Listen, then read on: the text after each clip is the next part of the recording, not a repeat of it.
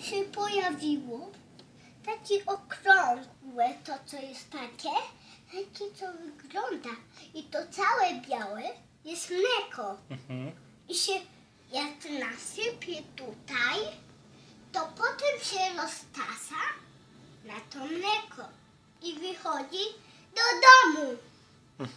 Widziałeś? Jak ta łyżka,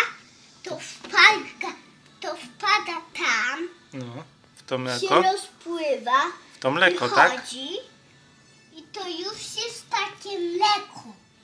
Rozumiesz mnie? No. A co z tym słońcem? Z tym słońcem?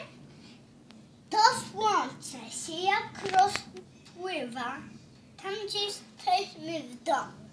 To jest tam słońce, a później się robi tam na niebie i świeci tu i po całym mieście. I widzisz to takie? To jest płynne. To jest z tego i się to właśnie się rozpływa i znika.